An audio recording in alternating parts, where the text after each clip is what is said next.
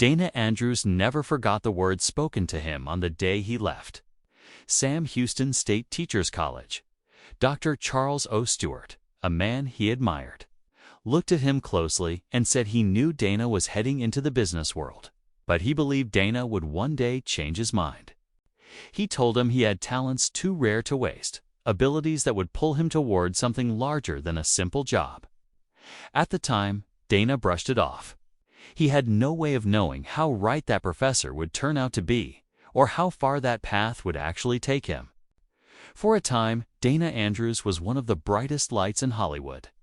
By the mid-1940s, he was royalty, starring in films like Laura and The Best Years of Our Lives.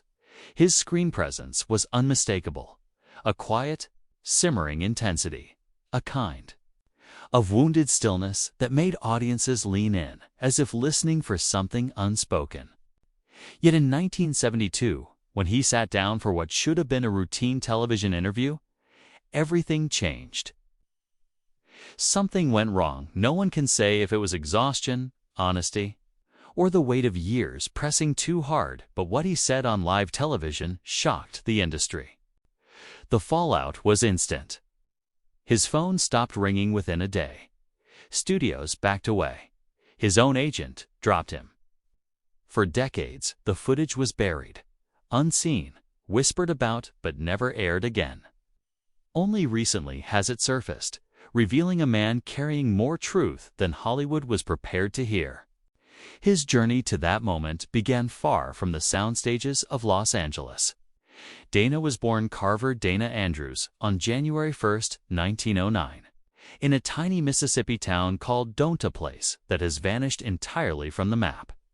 He was the third of 13 children, raised in a family constantly on the move. His father, Charles Forrest Andrews, was a Baptist preacher who chased pulpits from Mississippi to Texas to Kentucky. His mother, Annie's Speed Andrews, held the family together with discipline and tenderness, raising each child as best she could under relentless financial pressure. They were poor enough that Dana spent his boyhood picking cotton, hauling water, doing any chore that kept food on the table. Dreams were luxuries for other people, not children working under the hot southern sun. Behind the polished sermons and fiery talk of sin, young Dana witnessed disturbing contradictions. His father preached against drinking, temptation, and moral weakness, yet in private he wrestled with those same vices. The gospel thundered on Sunday mornings, but the man behind it struggled in silence. That kind of hypocrisy leaves a mark on a child. For Dana, it shattered his early trust in authority and ignited a quiet, lifelong defiance. It is impossible to separate the characters he later portrayed: the conflicted officers, the haunted war heroes, the men who say little but feel much from the disillusionment he carried from those early years. He learned early that a man's public face and private truth were rarely the same. He tried to follow a sensible path. At Sam Houston State, he studied business, but money ran out. And in 1929, he dropped out at only 20 years old. He found work with Gulf Oil in Austin, earning a steady paycheck, but the job felt like a cage. He had no desire to work behind a desk for the rest of his life. In 1931, driven by something he couldn't yet name, he left for Los Angeles with only $40 to his name. He hitchhiked the entire 400 miles. The city greeted him not with opportunity, but with the brutal reality of survival. He dug ditches. He picked oranges. He worked as a gas station attendant. He took any job that would buy him another day, another chance. At a gas station in Venice, a stroke of luck changed everything. The owner saw something in him, perhaps. The voice, perhaps the posture, perhaps the intensity that never quite left his eyes, and offered to invest in Dana's future. $50 a week for voice and elocution lessons in exchange for a percentage of any future earnings. In the Great Depression, opportunities like that were unheard of. Dana seized it. He studied opera, speech, and acting at night, slowly, shedding the Southern inflections and hesitations that marked his early life. But success refused to come quickly. He was rejected twice by the Pasadena Playhouse, the prestigious training ground for aspiring actors. He kept working, kept studying, kept applying. His life shifted painfully in 1935 when his wife, Janet Murray, died of pneumonia shortly after giving birth to their son, David. She was 24. Dana was 26. Grief hollowed him out.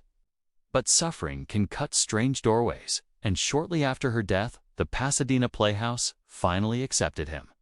He threw himself into the work with a desperation that made him unstoppable. Between 1935 and 1938, he performed in more than 70 plays, studying every movement of the actors around him, sharpening himself piece by piece. One night, during a play titled "O Evening Star," a talent scout named Boris Moros noticed him and mentioned his name to Samuel Goldwyn.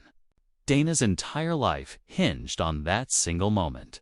In 1938, Goldwyn signed him to a 7-year contract beginning at $150 a week, more money than Dana had ever imagined.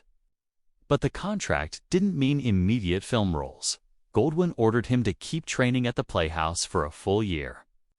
Dana continued acting on stage and working odd jobs to support himself until his film career began. His first screen role in 1940's The Captain is a Lady went uncredited. But later that year, he delivered a powerful lynching scene in the Westerner that made critics take note. The way he portrayed helplessness mixed with defiance struck something deep in audiences. Roles followed: a detective in Lucky Cisco Kid, a reporter in Sailor's Lady, and a stern officer in Tobacco Road. His contract was split between Goldwyn and 20th Century Fox, shuffling him back and forth, forcing him to adapt quickly. Then in 1941, he did something dangerous. He demanded a raise from Goldwyn. Almost no actor dared challenge the studio system. Goldwyn sued him for $50,000 and punished him by pushing him into lesser films like Swamp Water. Instead of crumbling, Dana delivered a performance that deepened his reputation as a rugged, grounded actor who could make even a small role unforgettable. His breakthrough arrived with Ball of Fire, where he played the tough mobster Joe Lilac. The film sparkled with Howard Hawks' direction, and Dana showed that beneath his quiet exterior lived a sharp, dangerous edge. But behind the rising career, something else had begun eating away at him. Rumors of heavy drinking circulated. Friends noticed he was slipping away at parties, drinking faster, staying out longer. The pressures of Hollywood, the sudden success, the grief he still carried to alcohol offered an escape, and he reached for it too often. Despite that struggle, his screen presence continued to grow. In 1943, he played a naval commander in Crash Dive, filmed using real submarines and PT boats during wartime. The realism was startling, and audiences believed every frame. That same year, he delivered one of his most heartbreaking performances as Donald Martin in the Oxbow Incident, a quiet man pleading for mercy before a mob lynches him. The letter he reads to his wife, a moment of stillness before death, caused some audience members to cry out in the theater. Andrew's power came from silence, from restraint, from the tension beneath the calm. Later in 1943, he narrated December 7th as the ghost of a sailor killed at Pearl Harbor. His voice, stripped of sentiment, carried the weight of loss. The film, directed by John Ford and Greg Toland, blended documentary truth with emotional devastation and won the 1944 Academy Award. He returned to the screen in Wing and a Prayer, portraying a commander navigating the chaos of the Pacific Theater. The realism again resonated with audiences, but behind the scenes, Dana was sinking deeper into addiction. He had already faced a drunk driving arrest in 1940. Now, during his most demanding roles, he sometimes disappeared after shoots or failed to appear at all. His colleagues worried. Directors whispered. He was balancing on the razor's edge between brilliance and collapse, yet he continued working. Hollywood in those days valued performance above personal struggle, and Dana kept delivering. Then came the film that made him immortal, Laura. As Detective Mark McPherson, he fell in love with a woman he believed was dead, only for her to walk back into her own murder case. The film's shadows, its longing, its extraordinary score turned it into a classic. Dana stood at its center, steady and hypnotic. The role stamped him permanently onto the landscape of American cinema. In Fallen Angel, he went darker, playing a drifter caught in murder and deception. Behind the scenes, he didn't want the role, but the studio threatened suspension. Still, he delivered a tense, honed-in performance that deepened the persona audiences associated with him. The man carrying too much. Those were the years when Dana Andrews seemed untouchable. But beneath the success, the unraveling continued. His 1972 interview, the one that destroyed his career overnight, revealed truths Hollywood had never wanted from him. He spoke openly about alcohol, about the industry's contradictions, about the cost of silence and pretense. The honesty that made him a great actor made him a liability to a business built on illusions. The studios shut their doors. The calls stopped. His agent walked away. For years, he drifted in and out of roles, some good, many not, while battling to reclaim his life from addiction. He eventually found sobriety and spent his later years speaking openly about alcoholism, using his own story to help others break through shame and denial. It was the quiet bravery he had carried since childhood, the courage to see truth even when it hurt. Today, the newly unearthed footage from that interview shows not a man self-destructing, but a man refusing to lie anymore. Dana Andrews lived a life full of contradictions, triumphs, failures, brilliance, grief, and courage. His story is not simply the rise and fall of a Hollywood star, but the long journey of a man shaped by hardship, propelled by talent, wounded by loss, undone by addiction, and redeemed by truth. His legacy lives in the films he left behind and in the honesty he finally allowed himself to speak, even when the world tried to silence him for it. The film was more than a story on a screen. It was a mirror held up to every American household struggling to put itself back together after the war. Dana Andrews stepped into the role of Fred Derry in the best years of our lives. Like a man who understood what it meant to come home, changed. Fred couldn't find work, couldn't find peace, and couldn't find the version of himself he had left behind. The movie earned $23 million, an astonishing fortune at the time and swept the Academy Awards, taking 7 Oscars: Best Picture, Best Director, Best Actor, Best Supporting Actor, Best Score, Best Editing, and Best Screenplay.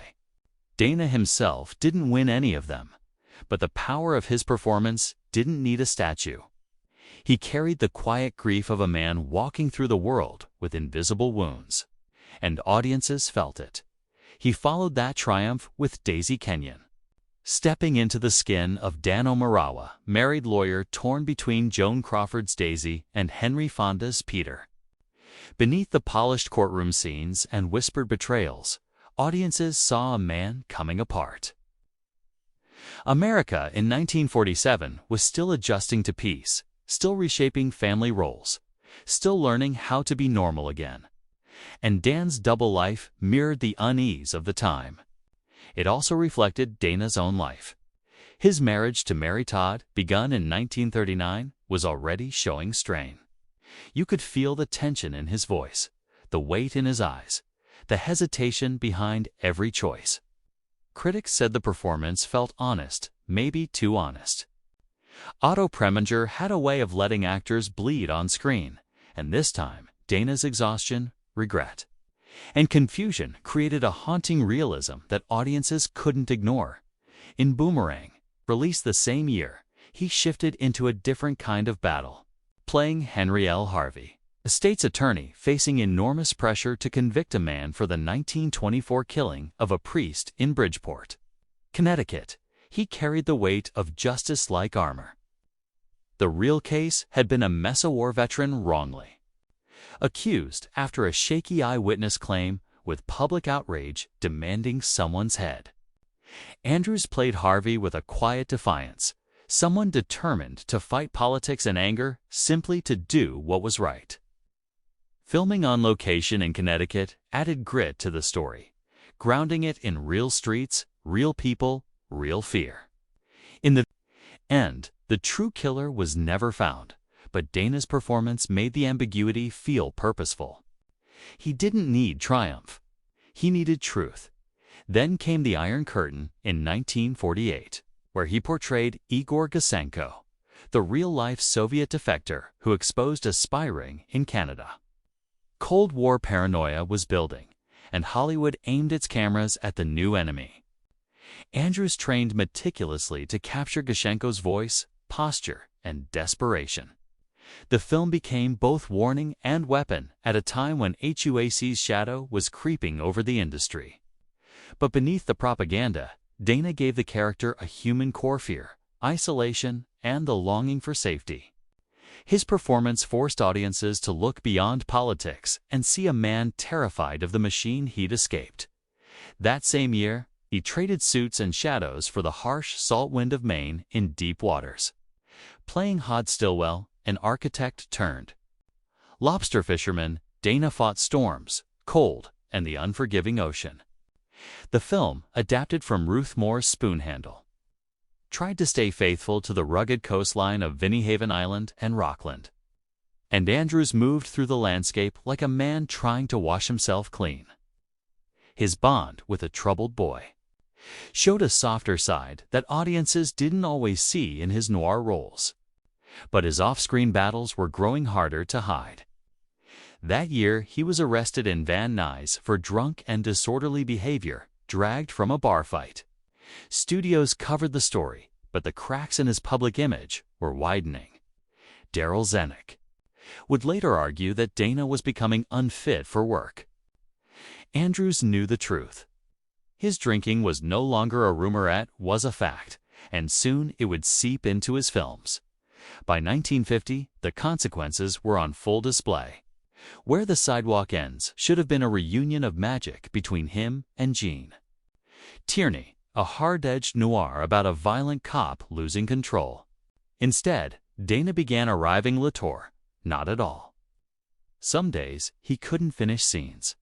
Once, he blacked out during production, collapsing without warning. Otto Preminger tried desperately to keep the film on track while Zanuck reorganized shooting schedules. The delays cost nearly 2 weeks and ballooned the budget to $1.475 million. It only made $1 million back. Critics still praised Dana's intensity, but Hollywood was done ignoring the problem. Directors took notes. So did insurance companies. He had become a risk. In Edge of Doom later that year, he wore a priest's collar as Father Roth, a man wrestling with despair. The film was bleak, too bleak for Samuel Goldwyn, who called it hopeless and oppressive. Meanwhile, Dana's drinking was louder than ever. Rumors followed him from bar to bar, and Goldwyn eventually confronted him face to face, telling him to stop before he lost everything. Dana couldn't. When his contract ended, Goldwyn let him go without hesitation. The cold gray tone of the film mirrored the beginning of Dana's own slide into darkness. In 1951, he returned to the sea in Sealed Cargo, playing a fisherman chasing Nazi smugglers near Newfoundland. But the edge that once defined him was fading. He slurred lines, moved sluggishly, and looked perpetually exhausted. Critics noticed, and studios did too. Roles shrank. Budgets shrank. Trust evaporated. Later that year in The Frogman, he played L.T., Jake Flanagan leading an underwater demolition team. But the physical strain was too much. Stuntmen had to pull him from the water during one near-drowning incident, and production nearly shut down. DUI arrests accumulated. His reflexes dulled. His focus disappeared. Studios quietly began marking his name with warnings. By 1956, everything caught up to him on the set of While the City Sleeps. Fritz Lang had to halt production after Dana and Ida Lupino arrived drunk, shouting at extras and disrupting the entire studio. Zanuck had reached his limit. He sued Andrews for breach of contract and publicly declared him incompetent. Newspapers pounced. Dana Andrews, once Hollywood's model of restraint and quiet strength, had become a cautionary headline. He was blacklisted from major roles and pushed into low-budget films and forgettable television parts. The fall was public, harsh, and merciless. By 1969, his name appeared in the credits of a daytime soap, Bright Promise, where he played Dr. Jerome Black, a college dean. He earned just $1,000 a week. Decades earlier, he had been one of Hollywood's highest-paid stars. Now, at 60, he stood under soft, rose-tinted lighting meant to hide exhaustion and age. His eyes were tired from years of drinking, his health declining. When he was fired, he discovered the news in the Los Angeles Times like everyone else. It was one more small humiliation in a life that had once seemed untouchable. He resurfaced briefly in airport. 1975, as a passenger named Scott Freeman. Small role, lost in the chaos of the film's aviation disaster. The movie became a hit, but not because of him. His presence went almost unnoticed by a new generation of moviegoers. Behind the scenes, his pain ran deeper than a fading career. In 1964, his son David died at just 30 from a brain hemorrhage. The grief drove Dana back into the bottle, and every line he delivered afterward felt cracked open by sorrow. By 1968, his marriage to Mary Todd was close to breaking. He had become unpredictable, volatile, and absent. Mary finally sent him to the Institute of Living in Hartford, Connecticut, where he spent 2 months confronting the truth that alcohol had destroyed his career and nearly destroyed his family. He had already lost roles, including the lead in Spartacus, which went to Kirk Douglas instead. Inside that hospital, stripped of image and ego, he began the slow climb back. But pain rarely lets go easily. After David's death, Dana attempted suicide by swallowing a bottle of pills. Mary found him in time, and doctors saved him, but emotional recovery would take years. His finances collapsing, his reputation shattered. He became a spectacle in the tabloids. One night in the 1960s, drunk and furious, he got into a fight with a producer who refused to cast him. The tabloids devoured the scandal. Former friends distanced themselves. In Hollywood bars, his name became a whispered warning, how the strongest could fall the hardest. Then came the turning point. In 1972, he faced a camera, not as a character, but as Dana Andrews, the man. "I'm Dana Andrews, and I am an alcoholic," he said in a public service announcement for the Department of Transportation. At the time, nearly 19,000 Americans were dying from alcohol-related crashes each year. His voice was steady but worn, and for the first time in decades, completely honest. He began fighting week by week for sobriety.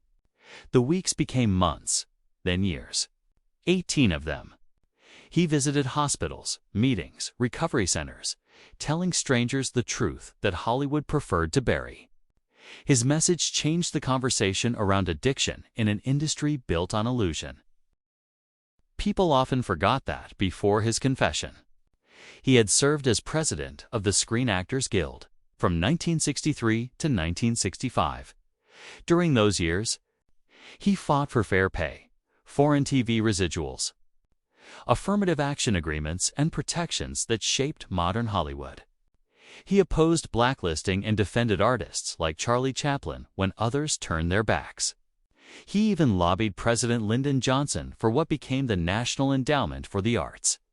Despite his personal battles, he left a mark no scandal could erase.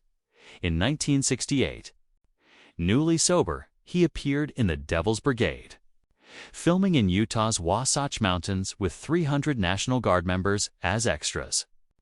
The movie earned $7.5 million on a $5 million budget, and critics said he brought dignity to his role. Sobriety gave him clarity. For a moment, he felt alive again. when William Holden and Natalie Wood died in alcohol-related incidents in 1981. Dana held a press conference and admitted he had nearly met the same fate. His words sparked the first widespread discussion of Hollywood's drinking culture. But time was catching him in another way. By the late 1970s, while filming Born Again, he began forgetting lines. At first, people assumed exhaustion, but soon the diagnosis came. Alzheimer's. His last film appearance was in The Last Tycoon in 1976, where his fading memory and frailty were unmistakable. By the 1980s, he lived quietly at the John Douglas French Center for Alzheimer's in Los Alamitos. Burt Lancaster visited him once in 1984, only to suffer a stroke during the visit. By 1989, Dana rarely spoke. On December 17, 1992, he died at 83 from pneumonia and heart failure. Mary Todd told Variety that he had been silent for years before the end. After his death, his diaries surfaced, revealing secrets the studios had buried for decades. More than 40 DUI arrests hidden by fixers. Police paid off. Reports burned. Witnesses persuaded into silence. He had often slept in his car after all-night binges, then walked onto set pretending to be composed. Hollywood had protected his image at a cost he carried alone. Through all of it, his family remained. He and Mary raised 3 children: T. Forrest, who followed him into acting, and daughters Susan and Lisa. They carried his burdens quietly, helping him through hospital stays, relapses, and the long fade of Alzheimer's.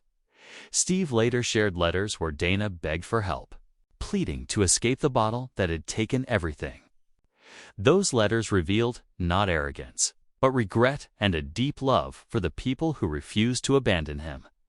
In 1978, speaking during Alcoholism Awareness Week, he warned that 28% of high school students were already drinking. He told them fame had given him everything, then taken everything away, and that addiction always starts quietly, one drink too many, one night too far. Newspapers called it his final act of redemption. He kept speaking as long as he could, until memory, voice, and time finally silenced him. Dana Andrews lived a life carved by brilliance, brokenness, and the relentless fight to find himself again. He was a star who rose, fell, and clawed his way back to truth, leaving behind a legacy shaped not only by the roles he played, but by the battles he survived.